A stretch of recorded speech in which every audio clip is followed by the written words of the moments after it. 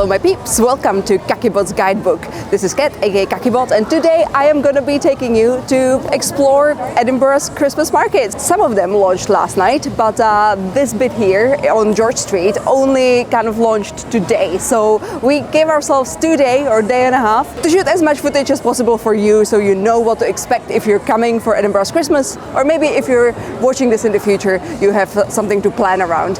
Anyway, from my first impression, I can already tell that things have kind of moved around a little bit. It's kind of interesting to see how they're trying to fix previous year's issues by moving certain locations around or like certain features around. So we're going to be showing you that. And also I thought that this year I would focus on trying to find and show you some of the more like small businesses that are taking part in the markets, because I can imagine that it must be quite expensive to rent a stall at one of these. So yeah, I'm going to tell you about them, and I'm going to I'm going to hold you like this and shake you very aggressively and tell you to go visit them and throw your money at them. Because if you're coming for Edinburgh Christmas, then you probably already have a pretty good budget.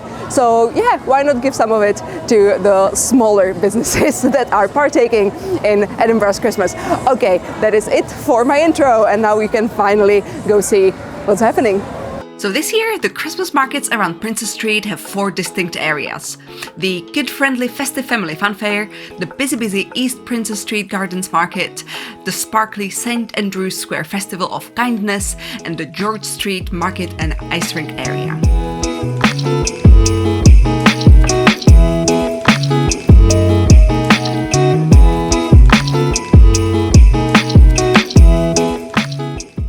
To start at the Family Funfair, which features a whole range of rides.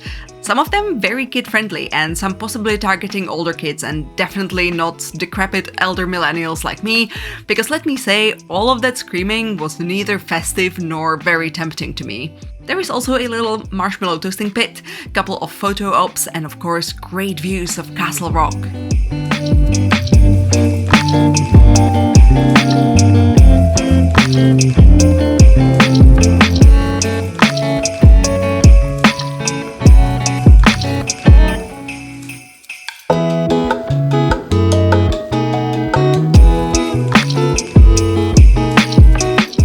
Okay, now it's time to really buckle up and push the crowd anxiety into the very back of my brain, because we're continuing towards the East Princess Street markets, traditionally the busiest area of Edinburgh's Christmas.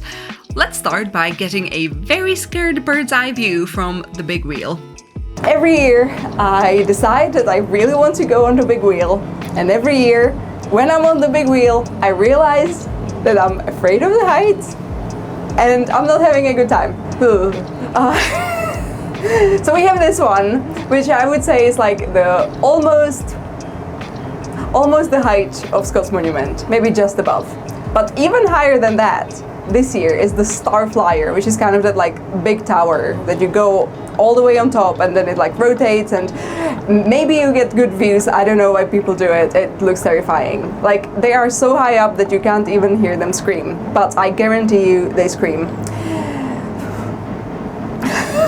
Pricing: the big wheel costs £10 if you're a visitor, but if you're a local and you register on the Edinburgh Christmas website and you put in your postcode when you're finalizing your profile. Now this is the trick, because they don't actually ask you for the postcode when you're registering. So you have to go into your profile and put in your postcode, and then automatically you get 20% off of your ticket for this or anything else, I believe.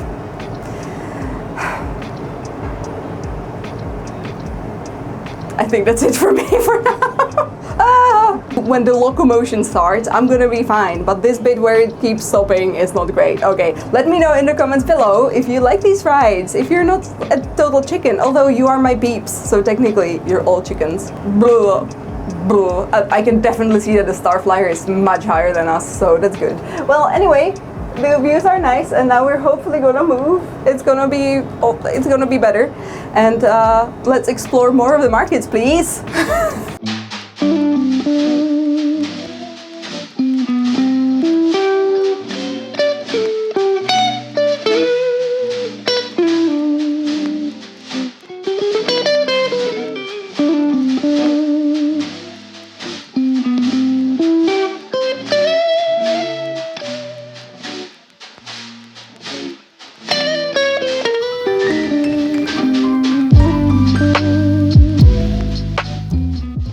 I've noticed that this year a lot of the food options overlap with what we tasted during the summer festival season.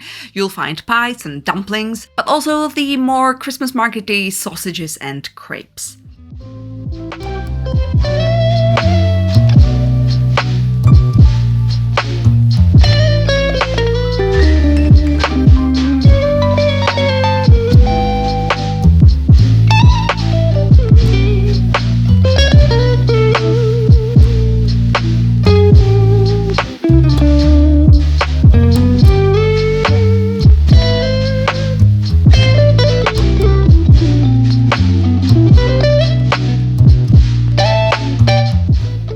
And when it comes to shopping for goods, I'd recommend stopping by the East End Press stall for your decoration needs. This is a small indie printing business from Glasgow, and their market prices are exactly the same as the ones listed on the website, so you don't have to worry about paying a premium for the festive vibe.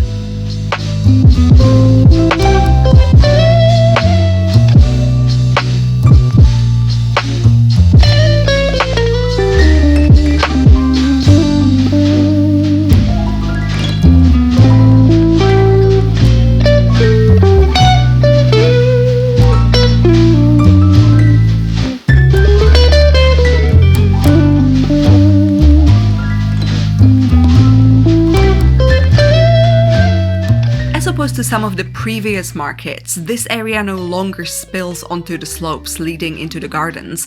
Instead, the gardens now house a little illumination trail with multiple photo spots, which is a nice little detail to give you an extra thing to do while avoiding the overwhelm of market crowds.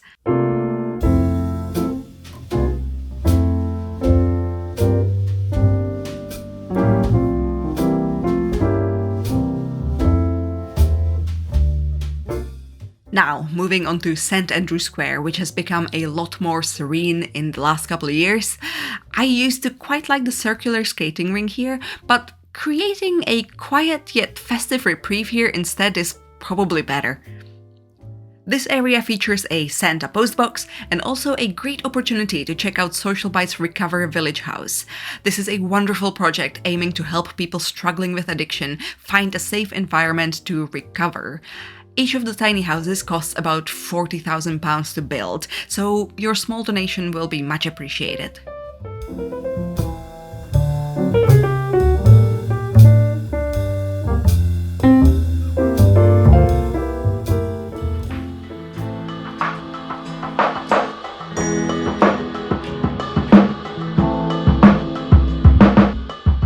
Street seems to have a lot more going on this year than it did in 2022. There's a whole little market and a little wintertime bar area, and you can also visit one of the big newcomers to the indie street food scene here in Edinburgh, Holy Waffles. Just look at them, just so tasty, they smell so good. Trust me, if you ever had the store-bought ones, these are like 20 times better.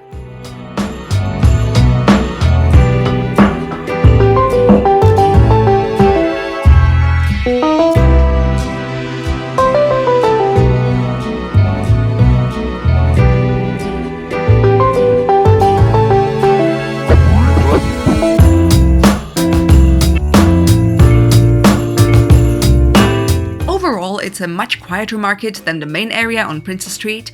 Might have a bit less of a choice when it comes to food, but there's waffles.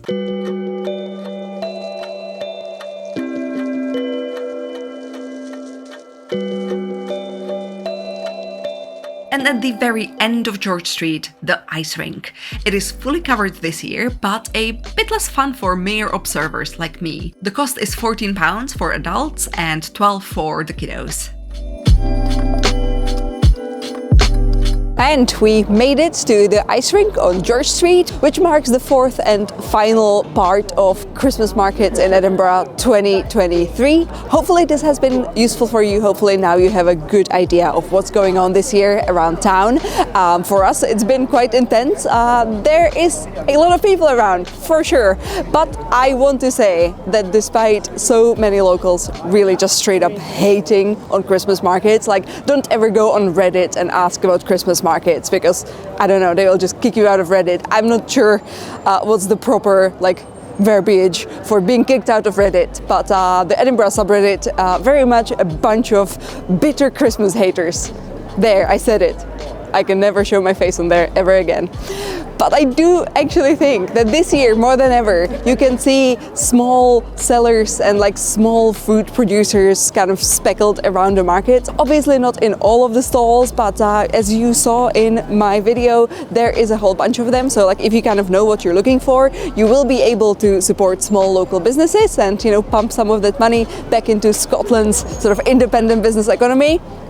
Speaking of which, if you're at this ice rink area, don't forget that right next to the ice rink is the Scottish Design Exchange, where not just myself, but also a lot of my creative friends are selling their wares. And I think for me, this is the top place I recommend to people to buy their Christmas prezzies, because Scottish Design Exchange truly is a place where you can buy something for anyone. Obviously, I sell my little pins. I have one in my pocket, this little coup, very gold, very festive. But this time of year, you can also find so many Christmas cards there. Very fun. You should definitely pop by and support local makers, because they very much deserve it. Okay, that is it from me. I think that before I go, I'd like to ask you what you think about Christmas markets. If you hate them, I guess feel free to tell me. It's fine. It helps the algorithm, whatever. But I would prefer you telling me that you don't hate Christmas markets. I think that despite the crowds, the vibe is right, and I'm hoping a lot of you are with me on that same page of kind of liking Christmas markets still, despite the crowds. Now I'm gonna wrap this video up, but don't worry, there's gonna be more Christmassy content coming soon. I would like to, in one of my upcoming future videos, try and find places that are festive and Christmassy, especially when it comes to like food and drink, but are not at the markets. So basically, if you do hate Christmas markets, the next video is gonna be for you. Okay, people are getting very festive and loud behind me, so I am gonna truly end this. Don't forget to visit me on Instagram, Kakibot, Kakiblog. Also, if you can't make it to Scottish Design Exchange, I have an Etsy shop, so if you do want to do some Christmas shopping, link is in the doobly-doo. Okay, that is me. Bye.